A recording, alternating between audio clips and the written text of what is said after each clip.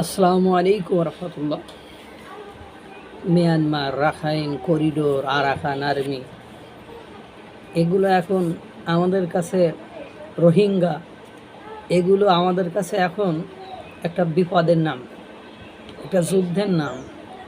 এগুলো আমাদের কাছে একটা ভয়ানক কোনো পরিবেশ পরিস্থিতি সৃষ্টির বা আমাদের একটা জটিল সমীকরণের মধ্যে ফেলে দেওয়ার নাম। Myanmar, Myanmar, Rakhine, Arakan, Burma, এই শব্দগুলো একটা বিপদ। মিয়ানমারকে ঘিরে ছায়াযুদ্ধ করার পরিকল্পনা প্রায় চূড়ান্ত করে ফেলেছে মার্কিন সরকার, অর্থাৎ ডোনাল্ড ট্রাম্পের সরকার। মিয়ানমারকে ঘিরে ছায়াযুদ্ধ করার যে প্ল্যান প্রোগ্রাম, সেগুলো একেবারে ফাইনাল করে ফেলেছে। আপনারা জানেন মার্কিন কংগ্রেসের বক্তাদের বক্তব্য কি, তারা কি চায়? তারা ওই অঞ্চলটাকে দখল করতে চায়, আধিপত্য বিস্তার করতে চায়, ওই অঞ্চল তাদের করায়ত্ত করতে চায়। এটা নিয়ে এখন এটা করতে হলে আরাকান আর্মিনের 3টা টাউনশিপ অবশ্যই দরকার। সেই 3টা টাউনশিপ দখল করার জন্য মায়ানমারের রাখাইনের আরাকান আর্মিদেরকে সহায়তা করার যে প্ল্যান প্রোগ্রাম বা ছায়াযুদ্ধ, সেটা একেবারে ফাইনাল করে ফেলেছে বাংলাদেশ সরকার। আর এই মার্কিন সরকার, আর মার্কিন সরকারের এই পরিকল্পনার বোঝাটা, এই দায়টা, এই এক্সিকিউশন করাটা, বাস্তবায়ন করার জন্য ব্যবহার হচ্ছে বাংলাদেশ। আর এই বাংলাদেশ ব্যবহার হওয়ার কারণে বাংলাদেশ এখন কয়েকটি পরাশক্তির তোপের মুখে পড়েছে বা পরাশক্তির কাছে বিপদের মুখে পড়েছে। আন্তর্জাতিক বেশ কিছু সংবাদ মাধ্যমে এমন খবর ছাপা হয়েছে।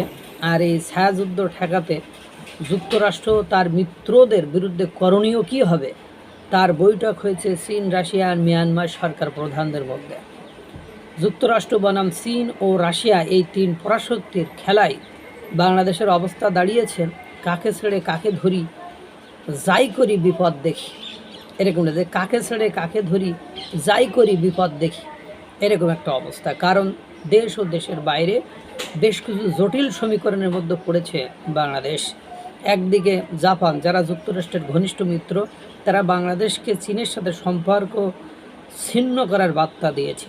অন্যদিকে দক্ষিণ পূর্ব এশিয়ার প্রভাবশালী 1 ডজন ধনকুবের বাংলাদেশ মিয়ানমার বিরোধী যে কোনো পদক্ষেপ রুখে দিতে মাঠে নেমেছে। এমনকি তারা মালয়েশিয়ার এক বৈঠক বাংলাদেশের এক উপদেষ্টাকে চাপ দিয়েছে আরশাদ প্রধান আতাউল্লাহ জুনুনিকে মুক্তি দেওয়ার জন্য। এই জটিল পরিস্থিতির কেন্দ্রবিন্দুতে রয়েছে রাখাইন করিডোর ইস্যু। করিডোর ইস্যুতে বাংলাদেশের অন্তর্বর্তী সরকার, অর্থাৎ ডক্টর মোহাম্মদ ইউনূসের সরকারের মধ্যেও বেশ অস্বস্তি চলছে বা বেশ সত্য মিথ্যা বক্তব্য বা বেশ জটিল সমীকরণ, পরিবেশ পরিস্থিতির সৃষ্টি হয়েছে।